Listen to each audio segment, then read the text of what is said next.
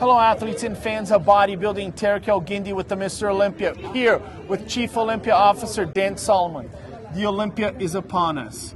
The place is packed. The Olympia Amateur is possibly one of the biggest in history with over 1,000 competitors.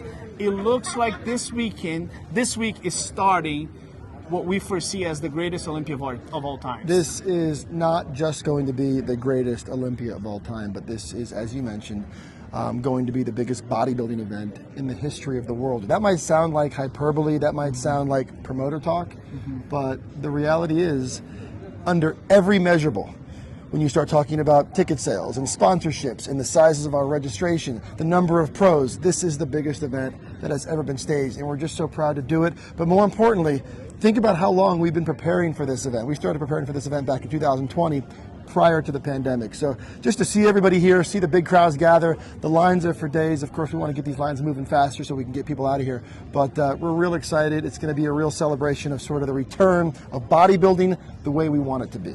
Perfect. Now, one more question, Dan. I see some big sponsors coming back to the Mr. Olympia.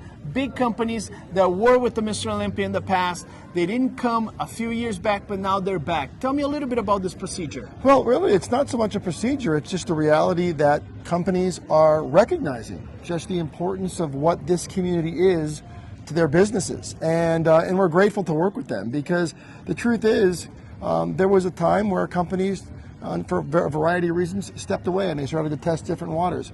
They realized that the influence of the bodybuilder, the influence of the fitness competitor is significant. Athletes in their gyms, in their neighborhoods, in their communities, whether you're a big-time Mr. Olympia champion or you're a local competitor, everybody has their own influence. And to be able to support an event of this caliber, even the kind of shows that the NPC and the Pro League put on around the world, it's just an opportunity to tap into a very passionate market, and I think companies are realizing that, and we're proud to welcome them back.